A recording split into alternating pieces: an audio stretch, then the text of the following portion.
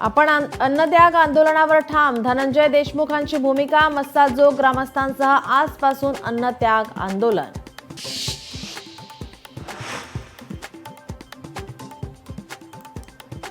महादेव मुंडेंच्या मारेकऱ्यांना अटक करा, अन्यथा आमरण उपोषण. पोलीस अधीक्षकांच्या भेटीनंतर ज्ञानेश्वरी मुंडे 3 मार्चपासून उपोषणावर ठाम. स्थानिक स्वराज्य संस्था निवडणुकांचा आज फैसला होण्याची शक्यता. सुप्रीम कोर्टात आज महत्त्वाची सुनावणी.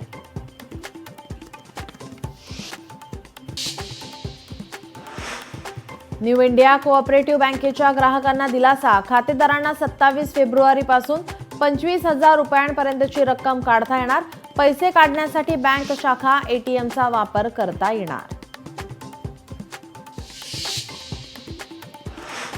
कृषी मंत्री माणिकराव कोकाटेंना तात्पुरता दिलासा. नाशिक सत्र न्यायालयाकडून शिक्षेला स्थगिती.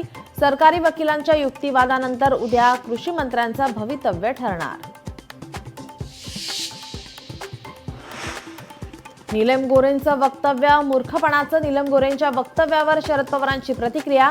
संजय राऊतांनी सांगितलं ते 100% बरोबर. पत्रकार परिषदेत शरद पवारांचं वक्तव्य.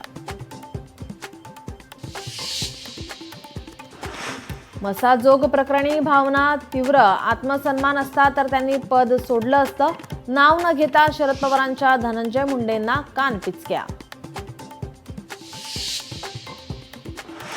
माणिकराव कोकाटे यांचं एका कार्यक्रमात मोठं विधान. आम्हाला मुख्यमंत्र्यांनी पहिल्याच दिवशी दम दिला.